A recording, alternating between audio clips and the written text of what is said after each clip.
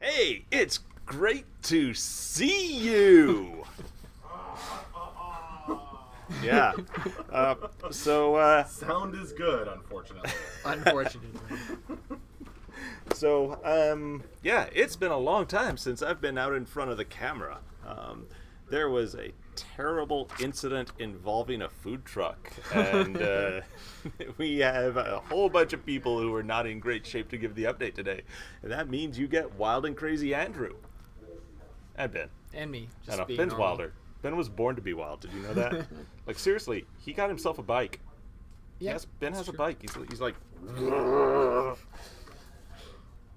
What people want to know is why you're not wearing a jacket. I'm wearing a jacket because I have a motorcycle jacket today, and it's warm. but that's the natural state of Ben. It's true. It's actually, we've had heating problems in the office Wait. too, so it's like a few degrees warmer than it should be otherwise. So all of those things kind of Yeah, correlate. we have the discount HVAC here. Yeah.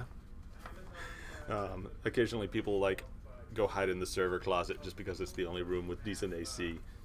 Only the finest for City State Entertainment. Are those like motorcycle jeans? Like they look Yeah. incredibly padded. Yep. So yeah, Ben's born to be wild. So let's talk about what we did this week, We apparently did a lot this week. or at least we made a lot of bullet items out of what. Yeah. We did. Could be either way. So all the people are basically here. They just don't really feel like being out front. Tim's here, Mark's here, even though they were both down. Well, Fernelli's not here. Tyler's not here. Yeah. The Roach Coach reigns. The Roach Coach like just beats everyone. It's like playing Mecha Hitler in Cards Against Humanity. Just like that beats everything. So don't eat from the food truck. All right, so this week we are in a new sprint here, and we looked at things and said we need a hardening sprint of just banging on user visible items and bug fixes, and just what are the top 10 thing, what are all the top issues that people have, what's going to be meaningful to people, and we've just been hammering on that a lot. So it's been a kind of just productive focus time, which leads into the next item, and we'll talk about some of the bugs that we've nailed down since then, which leads into the next item, which is testing. We are fully back in testing. We went through a little bit of infrastructure week when we dragged ourselves into 2019 on the Visual Studio front, and getting onto a newer version of .NET on our servers and all of that fun stuff. But we think we've the dust is settled. We are back into testing. We are planning to have a weekend test. Check your email on the exact time and and exactly which test scenarios. We've also been doing a bunch of just confirming that we're ready to go on the weekend. This evening we invited in a bunch of backers for a point capture scenario and various other things. So So this weekend, assuming we have power. yeah, so there is one asterisk on this, which is that I mentioned our very expensive building's very expensive HVAC that has it about 80 degrees in here right now. Also, the very expensive electrical system is going to be out. So this weekend will be a test of whether or not all of our external servers stay online with everything in the city-state office off the grid, and we're fairly confident that things will be fine. But there is that asterisk on testing of, well, crap, what if none of the servers come up because there was something we missed? But it is very likely that there will be a test. And when I say very expensive, I mean, no, like... our building skimps on maintenance and passes the savings on to us.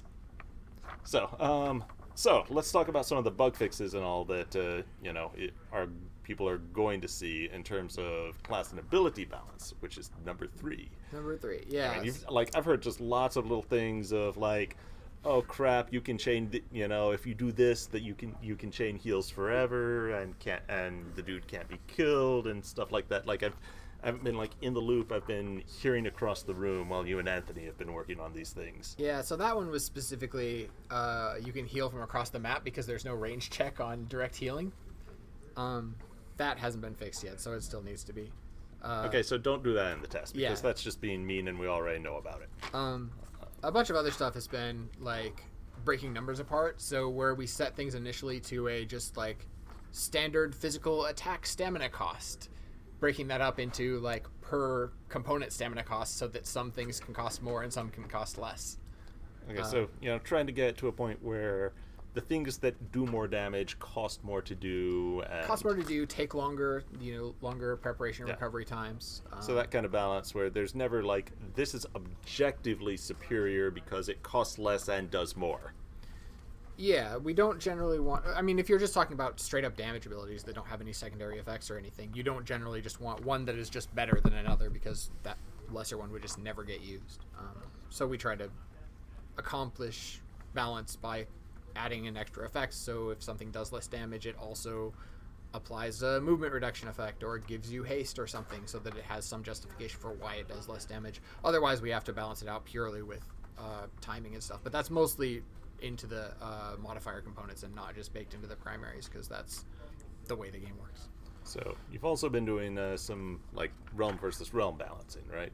Well, that's what all this is. All the combat balancing, anything to do with abilities. I mean, the whole game is realm versus realm. So everything we're talking about is talking about abilities that you will use against other Right. players. So not just like, well, I mean, there was balancing the abilities within a given class of like, make sure that if this is twice as good, it costs twice as much and that kind of thing. And also making sure that, a Winter's Shadow versus Blackguard, for instance, is... Yeah, so there is a little bit of sort of a baseline pass of just sanity when you're looking at, like, does each ability do way too much or way too little, or cost way too much or way too little, and is that ability by itself kind of sane? And then you have to get into, like, a class level of, like, do all the things that this class can do equal out to being relatively balanced with all the things another class can do? That's way harder because you can't just look at the numbers purely at one ability. You have to look at, that character's movement and how they can stack different things, and if they have combos, do they have all their combo pieces and are all those working well, where they do thing A to enable thing B to enable thing C, and then that makes not just each ability by itself balanced, but the whole class balanced when they can do all of those things and set up a chain that leads to some effect. All right, so which realm has the best tank right now? Probably the Tuatha, because the Fianna has a lot more defensive and like regeneration abilities, so he can kind of survive really well. He doesn't Nerf have the tree huggers. Yeah, he doesn't have like the same fortitude and last stand and stuff that the Black Knight has, but he can kind of sustain better. The Black Knight can kind of like tank through burst better, so if there's just a bunch of damage coming at him like all at once, he can just kind of survive through it. But the Fianna, if he has like a low level of damage just constantly being thrown at him, he can just kind of survive and not die, so that's sort of the trade-off there. And the Mjolnir just does way more damage. So, going down the list. Yeah, more stuff. Number 4, doors. I know this is a huge friggin' deal. This is the key to sieges. This is the point that everyone's going to want to attack, and doors that can be open and closed with the right realm locks, and so let's talk a little bit about why this has come in so late. I mean, we've been able to put in a door, just an entity that is a door that you could attack before, but it was not really, it wasn't part of a building. It wasn't something that you could explicitly open and close, so we just kind of had a portal, but before, what was it? Originally, it was just it had a facing and it had like a collision flag, right? Where you could just walk through it if you were in the same realm. It wasn't part of a building, and right. It was just you could place it anywhere. So anywhere. there's kind of this long chain of things of players need to be able to build buildings. Players need to be able to attach items to their buildings as part of the building, those items need to be able to function in the world as independent entities, even though they are part of another entity, which is the building. And now all the parts are there together, and voila, doors. And so now they're like saving as part of the blueprint and everything, and they're an actual like building piece. So doors. Yeah. I do not think we have doors specifically set up as part of the scenarios that we will be running this weekend, but you can put doors on. You can spawn a door on a hatchery. Okay. So yeah, it says once John completes a large door for the Cherry Keep, we'll integrate it. So I guess that's like the modeling part of it still needs to be done. So and we have some we have some placeholder very models. very basic door. Yeah. Here's my gray box door. Yeah. But yeah, and there's going to be another round of fun stuff of try and balance the door should be the easiest point to breach on a keep, but we don't there's if the door is just as durable as the walls of a keep, then why aren't you just going to go through the walls, for instance? But we still want it to be, but we don't want it to be so much easier that there would never be a reason to attack the walls at the same time. So it's a a lot of that comes interestingly down to actual design, because in medieval keeps, castles, a lot of the time what you would see is such fortified gatehouses that it was so ridiculous to try to attack them that they would just fire cannons at the walls and destroy the walls to get in. There's degrees of technology there of the invention of heavy artillery and validating most castle design. Yeah, at a certain time that became true, where we are offense was stronger than defense. Yeah, so it'll be interesting to see, just based on how players structure their buildings, and if they put several layers of doors, is it easier to go through all the layers of doors, or is it easier to just fire trebuchets at the wall long enough to make your own hole in the wall? And some of that's going to depend on where the defenders decide to defend. That's true too. Yeah, where the players are and how big the structure is. Do they have a crafter? Do they have some crafters inside the keep who could repair Just the walls? repair it. So number 5, Art doing even more concepts and designs on other types of doors now that the core tech of doors is in. Us as me as a programmer, I don't care. It's a bunch of triangles that the artists give us to draw, but there's a lot of a lot more variety going in now of portcullises and various specific realm themed doors that people will be able to use. So that's gonna be really cool. I'm looking forward to as much as I like to rag on the hippie tree huggers, I'm looking forward to seeing what some of those doors look like. So number 6 going down, animated items, and this is kind of connected into all of this of just being able to place items that play animations as they're out there in the world. Just waving flags and spinning water wheels and all. And So we had waving flags for a while, did we? Yeah, this is more general. Oh, okay. This is kind of all purpose. At a high level, there were placed objects that were just kind of part of the map, and then there are, and that's just static stuff. And then there's stuff that is, I dropped it on the ground, I attached it to a building. It's a real item that's a real entity that someone could take and put back in their backpack, not just the static world geometry. And so, placeable objects. Placeables for what we call placeables in the world editor versus actual player-driven dynamic items are different, and a lot of work. I'm gonna skip ahead to number 8, and because this pulls into this, we've been doing a big pass on just unifying everything, of being able to mix and match physics states. So it was just there was a dropped item physics state, and nothing else could have the physics properties of a dropped item, and a dropped item could not have any other physics properties. And we're hitting this unification now where things can switch between physics states. And Colin did it on the network layer first, and now he's doing it on the client animation layer and the interpolation layer, and that gives us the ability to just seriously mix and match whatever physics states. So you can take anything in the world and attach it to the wall of a building. You can take anything in the world and fire it out of a catapult. You know, we can give a player a projectile physics state. Sounds And fun. so the dynamic nature of that is going to like sort of unlock a bunch of stuff. Is this going to enable us to have multiple physics colliders per entity? That is back here. Oh, okay. We have a whole other page of Yes, somewhere it's in here. yes, Okay, we'll Um, get to it then later. As we're already skipping around. yes. I only skipped one ahead. You take number 7. Oh, okay. So number 7, work in progress tech building destruction effects. This is the thing Logan is working on, right? Yes. So now that we can play effects based on the building material types, we're working on adding support for particle effects on collisions between rubble pieces, buildings and terrain, as well as position accuracy of this. Yeah, just like getting Okay. the exact collision point out of the physics system and playing exactly the right stuff. So that should, I think that'll go into Hatchery probably by the end of today, right, Logan? Oh Watching yeah, you. that's right. And it also says we're doing material specific effects. So that means if wood blocks collide with each other or stone blocks collide with each other, it'll make the right sound. And Yep. Right sound, right particles at the exact right position. That's cool.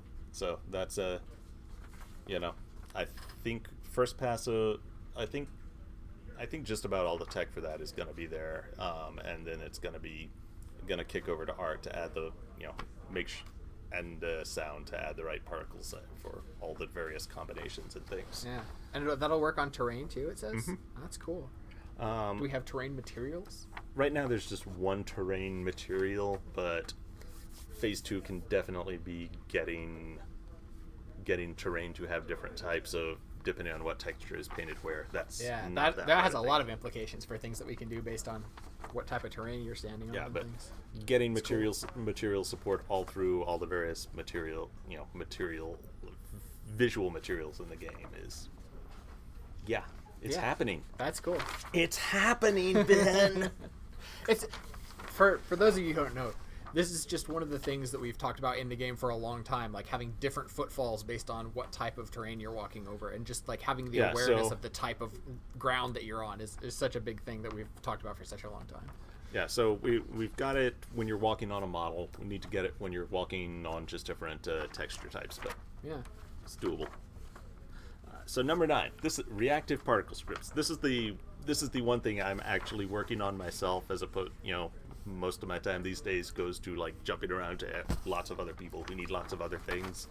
But this is my pet thing of making all the sprites and visual effects and things from spells and abilities be not just like, now we play this animation, but have it integrate with the ability system and make the numbers drive it. So, I cast a cone spell and I have a buff on me that makes it 10% wider. The visual that's effect cool. will be 10% wider. Having the effects convey the important gameplay information is cool. And, there's no, guessing. There's nothing that's inaccurate. It's making it all go together. And, one of the things, so it's not finished, but it'll be sexy if we can achieve what we're actually trying to do here. Yeah. So is that going to cover like the weapon trails? I think we were talking about Yep. a little bit. Like your Make the swords wep- are ma- different sizes. Make your weapon trail the exact length of your sword. Yeah. The place where it has the most gameplay value is the effects, where it just someone uses the ability builder combined with a bunch of status effects and all, and just ranges and sizes and radiuses and all look like what they should. Yeah, that's cool. So you take number 10. Oh, okay. Well, this is a Let me tech take- item. Let's see what it says.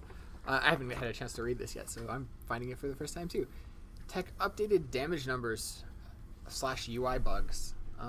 So I know we're doing some things with damage numbers here. AJ completed his work on the changes to player damage numbers, which also includes damage type icons. Is that on Hatchery? Do you know? I don't think I've seen this yet live. Let's go check. Yeah, right after yeah, this. we'll go check after this. So I'm reading things in the update that I haven't seen in the game. But Actually, I think it might be kicked to JB for review. so maybe this is in review. Yeah. This doesn't say work in progress, but maybe it should. So I think right now the exact stage is he finished it, and then he sent the code to JB for review, and then it'll go in. So I think that's the exact state. Okay. Yeah. Okay. This work, as well as several other UI changes, are working their way through review, which will bring some solid improvements to the UI. So exactly what I said. Yeah. So it does say that in the text. It doesn't say it in the header, but it does mean it's still a work in progress. We do code reviews before things make it to master or make it to the live server. Yeah, so this still has to be reviewed. May have some other issues, but and JB's been busy with some other things now. So the core feature of this is, of course, the damage numbers for the fly text. So when you take damage or healing or whatever, you have numbers that come up off of your character, and those are kind of hard to read right now. They get mixed up with the nameplates and stuff. So that's getting streamlined quite a bit. Or you get like take damage from two different things and add a status, and they all like overlap right onto each other, so it just looks like hieroglyphics. Yeah. So cleaning up some of those so the text doesn't overlap and so that it's columned out in a way that is categorized, and it has, I think, even like iconified symbols for what type of damage you're taking. So there's some other fancy stuff in there that'll hopefully make it a little bit more clear what's happening to you. In your ideal game, someone takes damage and we just overlay a spreadsheet on them, don't we? Well, like, ideally, I would rather have it be non-abstracted, right? Just like a little Excel sheet, just like right there. That's Ben's ideal game. Well, from a player perspective, I think kind of the opposite of that, right? You would rather have no numeric data. I'm talking about the game that you want to play. Well, the game that I would want to play, right, is like Excel, experientially right would pop up Excel. Experientially, I would rather have it be the opposite, where I actually don't see any numbers and everything is conveyed via the reactions of the animations or the saturation of the particles and things like that, so you can tell what's basically going on to your character.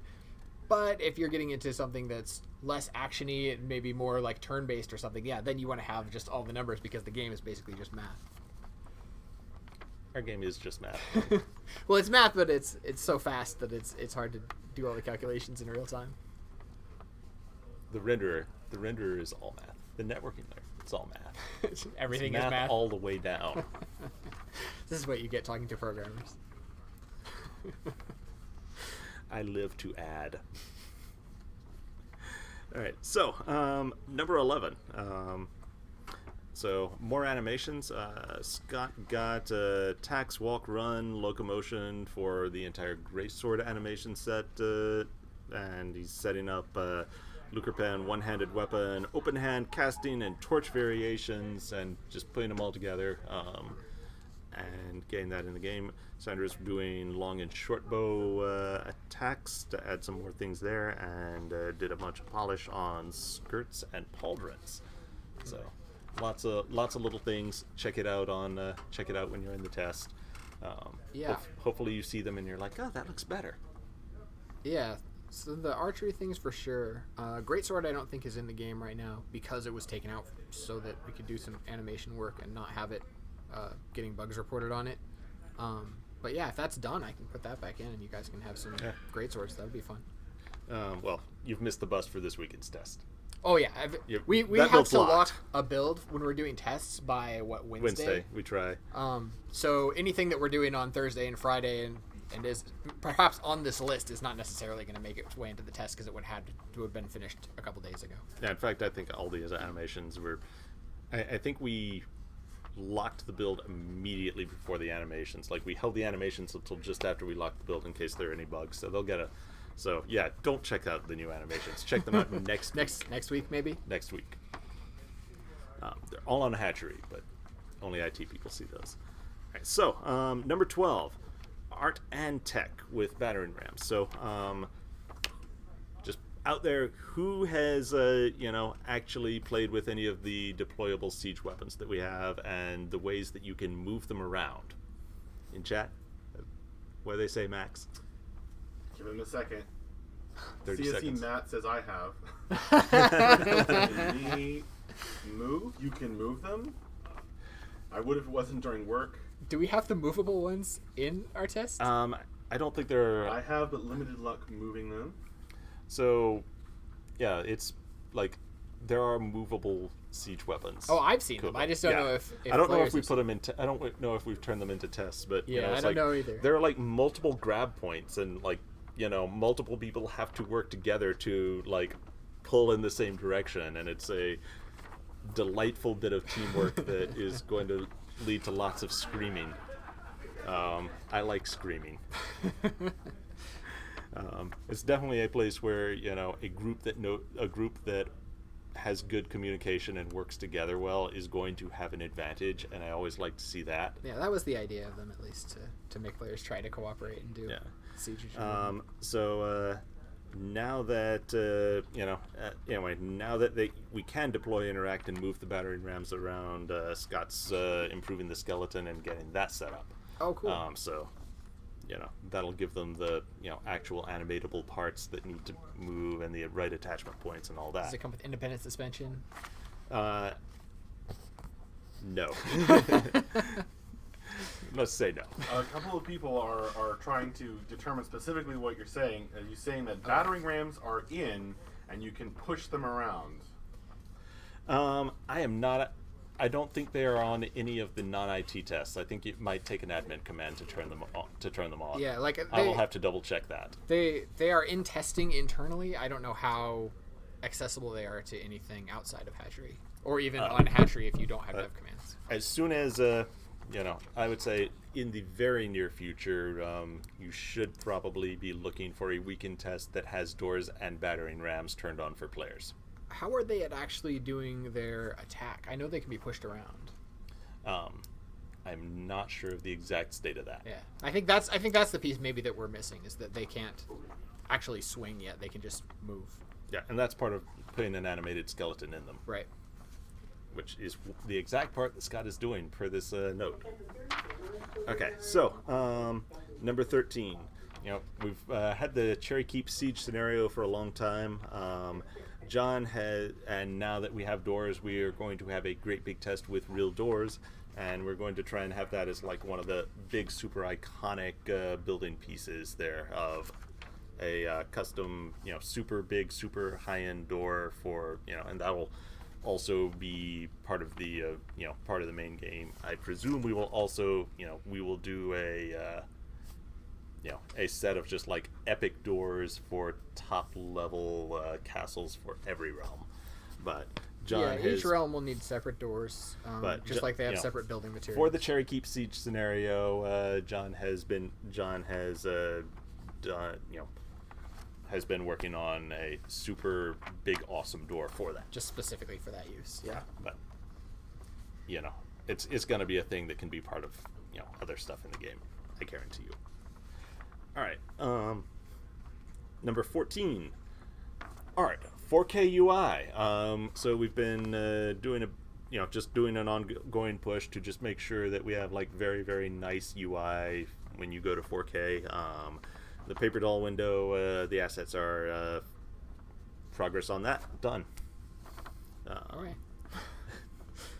Number 15, you. Oh, okay.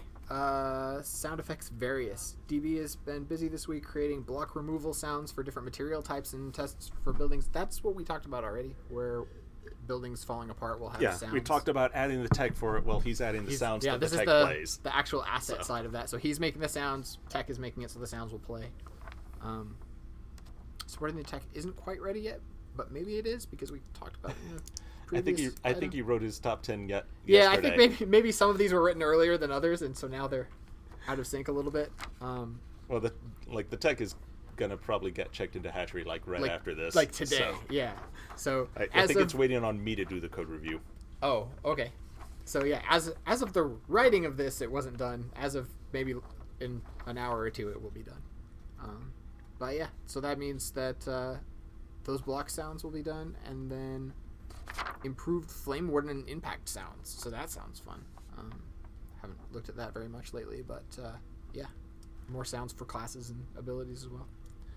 So also on the art side, various VFX stuff, sprites, particles, spell effects. So now that we have the ability builder back, there's lots of just making sure we have good visual effects for every combination of stuff, and Mike Crossmeyer has been handing off has been just chewing through all the stuff and all the combinations and making sure they do good stuff. So also he's been first pass VFX for deployable items, and that's one where I actually inserted myself and said hold on, don't do that yet. This is a great first test of like making stuff adapt to the shape. So I'm tweaking it so that the particle, inserting a particle script so that the effects for deployable items actually like size and shape themselves to fit the item being deployed instead of CAD stuff. So that I'm actually using that as a test case for the stuff that I'm doing. So number 17. This is a really embarrassing thing. So we did a big push of physically based rendering, like very, very early on. It was just, make sure that we can drag points around in the editor to, position stuff so there's terrain at all. And I wrote that myself, and because like there were no other programmers, and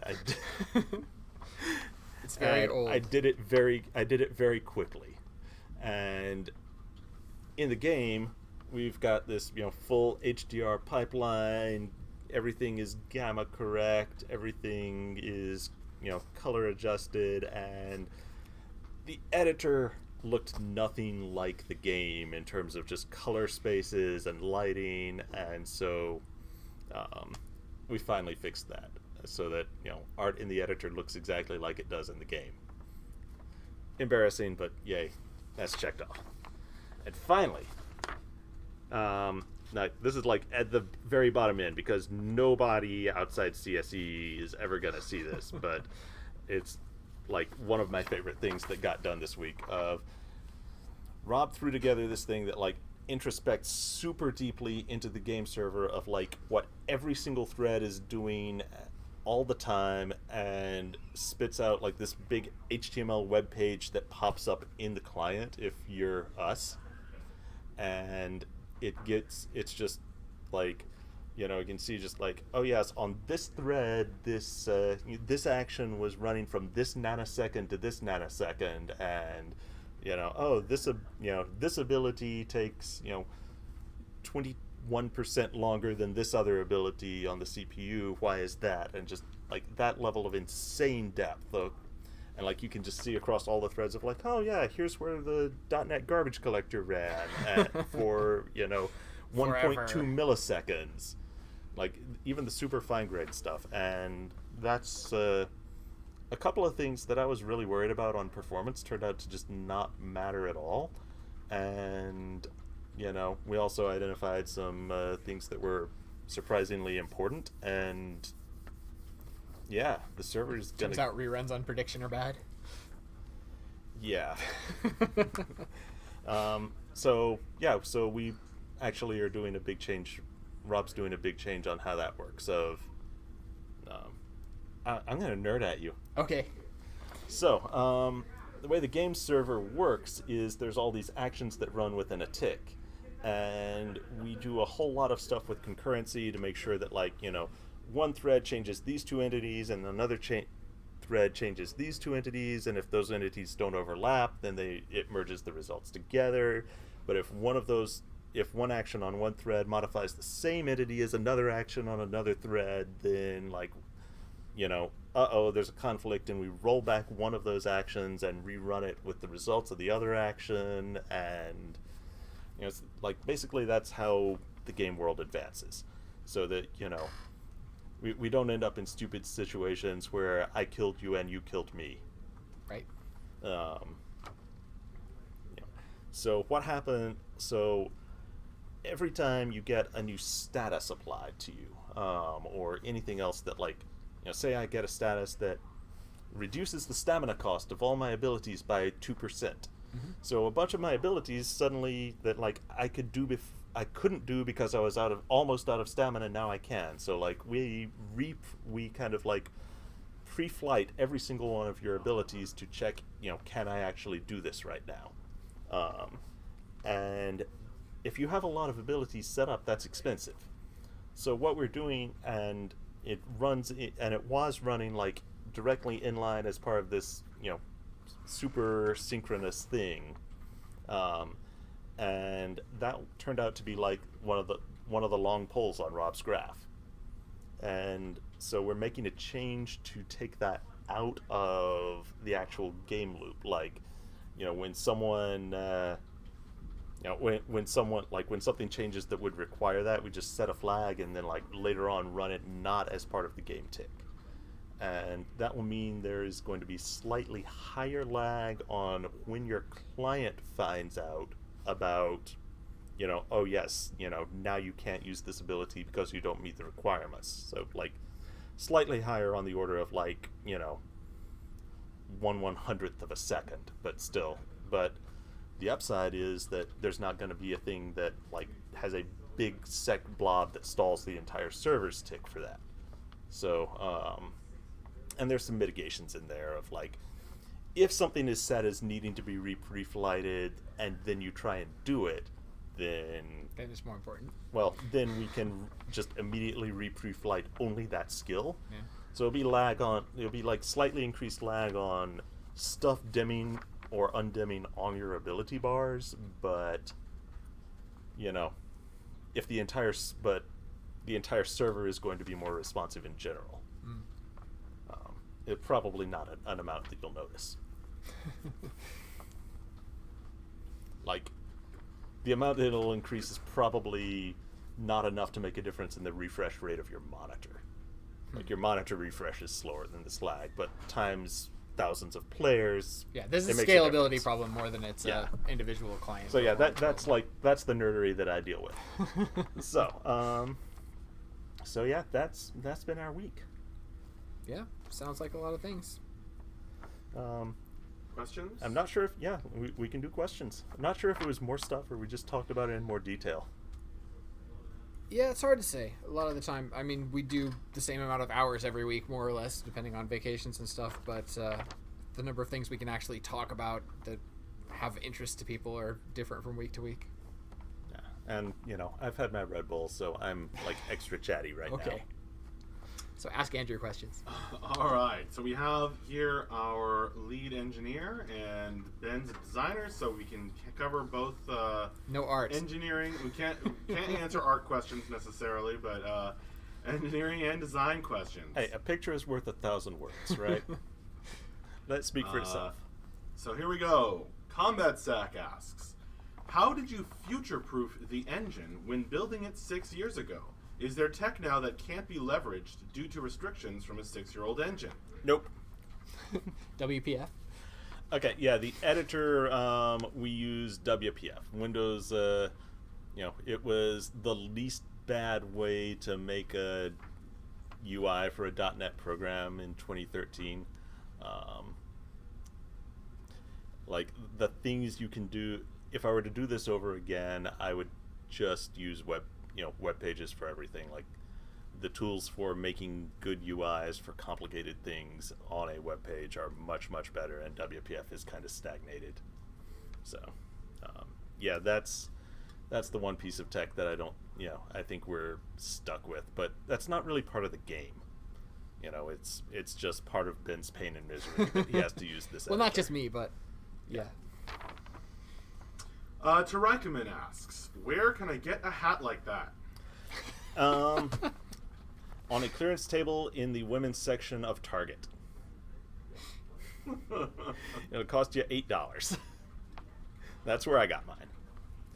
Mongo Gnome asks, will we be able to shoot over walls?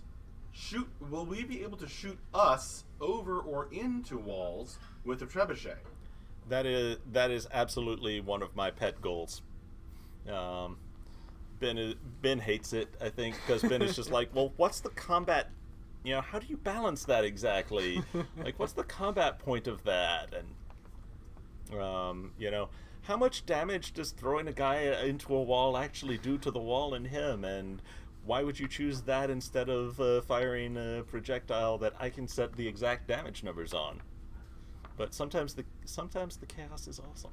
I think it's one of those things that is like silly once, then nobody ever does it for any practical purpose. But that's not to say that we won't have some weird combination of things, and that's one of the things about the way that we're constructing the game and why we have componentized abilities and ability interactions and all those things, is just so that the weird confluence of various characteristics of the game can somehow come together in a way that might be interesting. So you say silly ones, but streamers, man. Streamers. Like, that's a certain amount of what you put into games is things that look really awesome for people spectating. And, there's a certain audience that wants to do things that, not just what gives me the not just what min-maxes my chance of winning, but also what makes my play session entertaining to watch. And so some of it's for that. But I just want to throw people. I want to throw people into walls.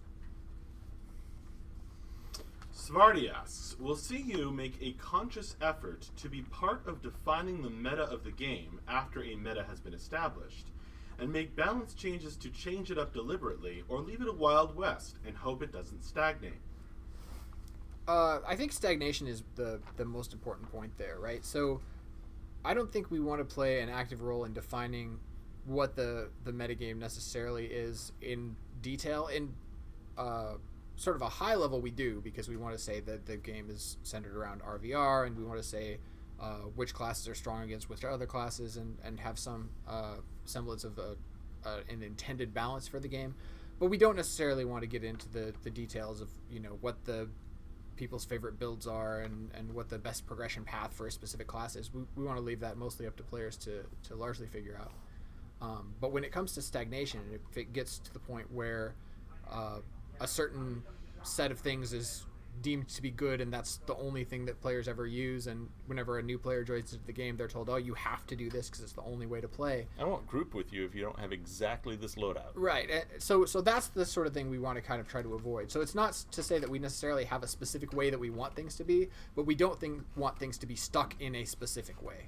We want it to be more dynamic than that. And we're trying to do some interesting things, I think, with counterplay and such, that it would be hard to stagnate the game in that sort of a way, because if something gets really strong, there are hard counters against it that will end up getting more popular and make that thing that was really strong not really good because it's countered all the time.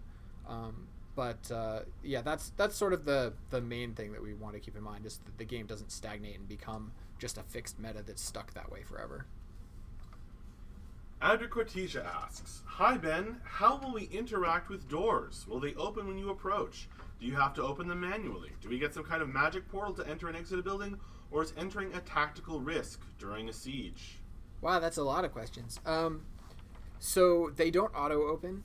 There's actually two main types. There's more than two types of doors, because we were talking about portcullises and drawbridges and other stuff too. But there's either a door that you have to interact with, and it opens and closes in some sort of way, lifts up, Like a folds physics down, object whatever. moves Yeah, in the there's world there's actual physics, and the thing moves out of the way to get with open. collision. So And then there's an actual portal, which is a type of door, let's say, but it's just a teleport to go from point to point. It doesn't physically open. So for the larger doors that are going to have to be in place to allow caravans to come into your keep and things like that, those are going to have to be interacted with. You have to make a conscious decision to open it, and you may not want to open it, because if it's open, anybody can just walk through it because it's just physical space.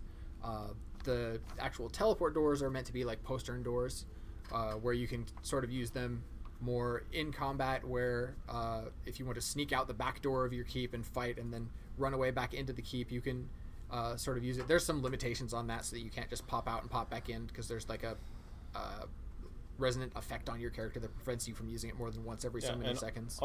You mentioned teleport. Like, it's also this is part of an interactable object where it kind of causes triggers a script when you use it. So the idea being that you use this door and it makes you play an animation of slipping through, not necessarily just pop. And that side of it is also kind of how chairs work. Yeah, there's a whole bunch of tech around just interactable objects, right? Where it's like you interact with this object and it does a scripted thing, which could be anything. One of the things is teleport, one of the things is play this animation and attach to this object. we can be like probably riding on top of elephants or something. I don't know. There could be all sorts of things that are the result of interacting with a thing. I think use the Vox is probably one of those too, where in order to get into the Vox, you just interact with the 3D model that's the interactable object, and it pops up a UI. So a lot of things rely on that, and Doors is just one of those. But it's getting more genericized in sort of a way, where right now it's kind of the Vox is kind of a standalone static thing that does a specific behavior in code when you touch it. Yeah, the Vox is hard-coded right now. But getting that more into generic functionality means we can do a whole lot of things with, maybe something in the depths where you touch the crystal and a thing happens. That's going to be like more generically, openly scripted, so that we can have a broader range of gameplay effects. And one of those being use this teleport to go from one place to another. Stargazer1820 asks, is there any mechanic to prevent realm spying, switching from one character like a Viking to another TDD and back? So you can't play characters of different realms on the same server on the same account. So you won't be able to just log out one character, log on another character on the same account, on the same realm, or on a different realm on the same server to cross realm or spy or whatever. Now, if someone has 2 email addresses and 2 credit cards and 2 accounts that we have no way of knowing they're tied together, there's, or just you have your friend who is IRCing you, there's limits to what we can do. Yeah, there are always going to be workarounds, and at some point it just becomes a customer service problem, right? If there's obvious spying going on, that's against the terms of service. It's against the spirit of the game, so that's just against the rules, and we can't necessarily technically do anything about it, especially if it's your friend talking to you over the phone from another address and another account, like on the same server on a different realm. Like, there's no way we can technically stop that from happening, but we can hear reports about, hey, this person I think is spying, or this person I think is cheating, or whatever, and reports it to a CSR, and then that person goes into the game and observes the behavior and says, hey, something is off here, and then addresses it in that way. But as much as we can, we're going to keep you from playing different realms on the same account, on the same server, so that at least provides a little bit of a barrier to that happening as much. So we'll do what we can, but we can't stop that entirely, except through customer service. Lotaween asks, do you think the next presentation style stream will be siege engines, crafting, support classes, or the world map? I would bet siege engines. You think so? I think in terms of the next thing we're likely to have in a place where we can do a presentation on it, I that's my bet. But it's not scheduled right now. So don't take that as gospel. Yeah, like we release a lot of features and we don't necessarily do a big presentation about each of them. So I think that's mostly up to Mark and you guys. If there's a thing you guys really want to see us talk in depth about on a stream or whatever, then if you guys bring it up enough, that's something that maybe we'll do. I love this question related to Siege's hurling people. Denol asks, will the different sized races have a different mass attached to them for flight time and damage inflicted? Yes. They do have different mass stats associated with them. I love questions like that because it's just like, we get to show off that, done already. But at the same time, it's just like, I don't know what else to say. Well, yes, of course. There's more of a simulation to that, right? Because they don't have different air resistance, but that's a thing we've certainly talked about too. I know what else to say. Splat. Strike asks, hey, how strict do you currently plan to make the multi-user management of siege equipment for operation and movement? Will it be binary, so if you don't have the numbers, it won't function? Or more dynamic, so you can still operate it with less people but with less efficiency? Or a hybrid? It's a hybrid of 2 and 3, or rather, I guess, 3 is the hybrid, but there's a certain just minimum that it's not gonna move. But I would definitely like to see,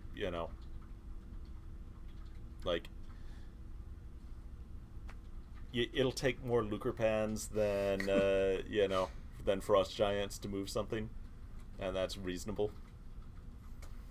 So on the other hand, it'll be a lot easier to put an arrow in the frost giant who's pulling it. So Yeah, if you don't have enough pushing force to actually physically move an object by yourself, then it won't move, obviously.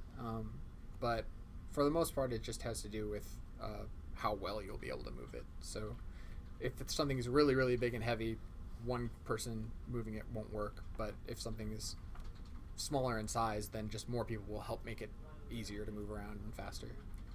yeah, so and this is something we're going to be setting thresholds ourselves on.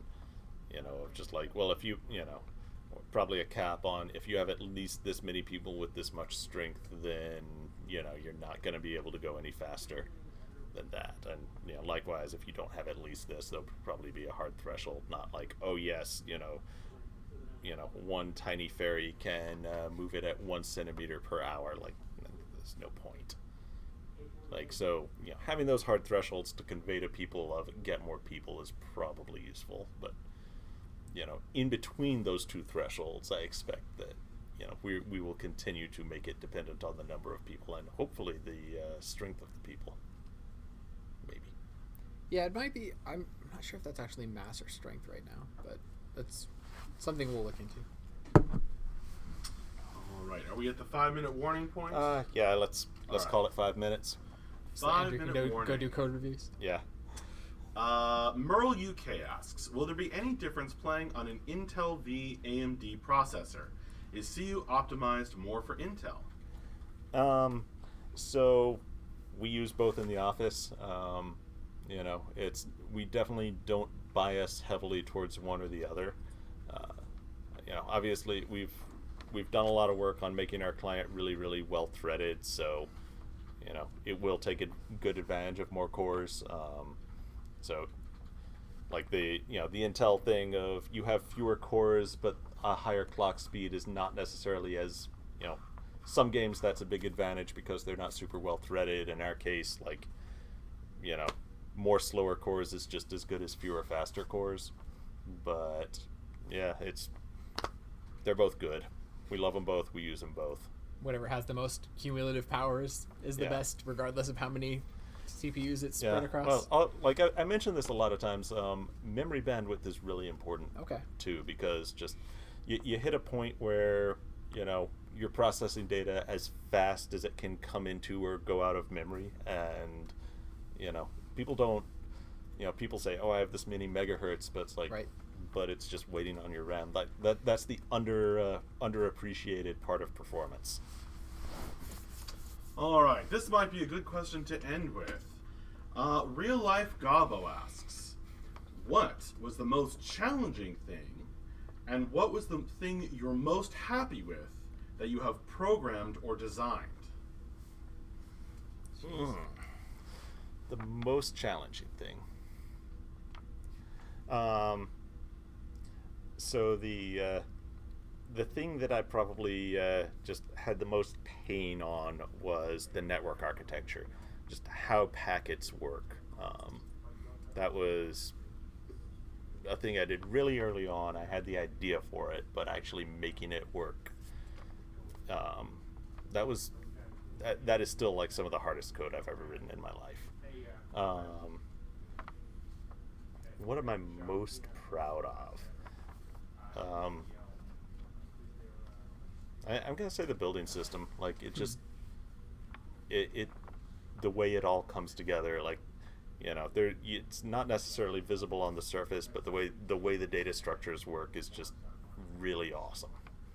Of how, like, you can take a building and you can make one small change to the building, and that gives you a new building that doesn't like break threading on the old copy of the building, but also doesn't like allocate an entirely new building, and it's cool tech.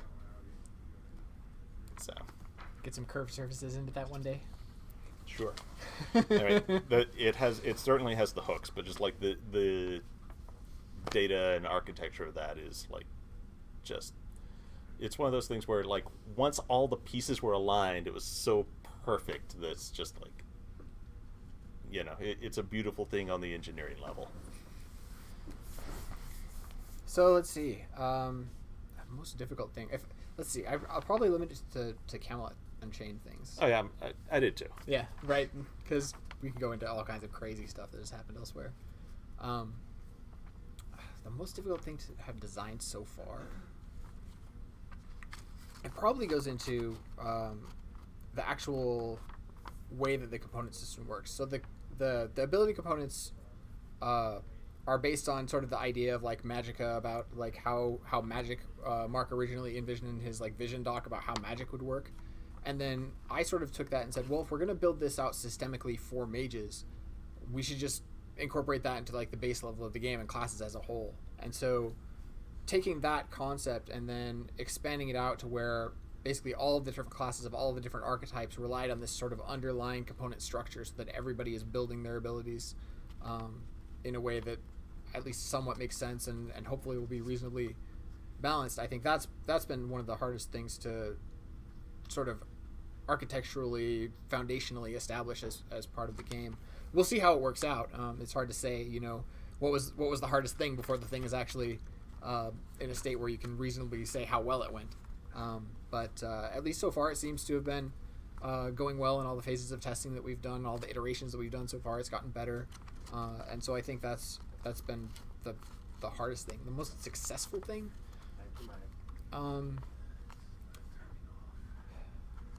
I'm not sure what the most successful thing. Again, because it's so early still.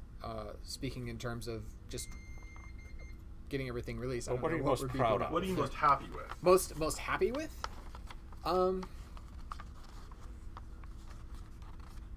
Jeez, that's hard to say. Like I'm sort of known for being kind of unhappy with things at the office, of like always wanting things to be better, which can be construed in sort of polar opposite ways. I mean, it's either good to be too much perfectionist or bad to be. But I don't know. The happiest thing has probably been when we've gotten to do like fairly large scale playtests that have been very well received. So when we've gotten in to do scenarios and had a lot of players in running around and using their abilities and sort of playing at least a very basic level of the game loop of log in, build abilities, do combat, earn progression, and seeing that all work, I've been pretty happy with some of the tests that we've done and gotten a large number of players in and seen scenarios happen at a scale that has worked very poorly in every other game that I've worked on, worked very well, and see sort of a glimpse of what I imagine the much later game will look like. Yeah, there's also, like, at the project level, I think the thing that just made me happiest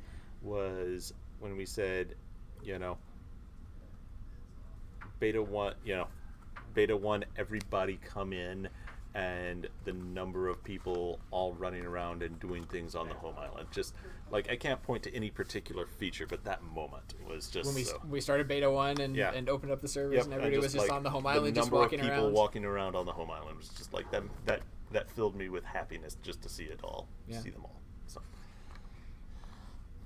So yeah, thanks for tuning in. So I see a Mark over there. He's looking pretty pale. Do you want to say hi before we go? Hi, everybody. All right. So we will see you later. Check your emails for test announcement for Saturday. Sunday.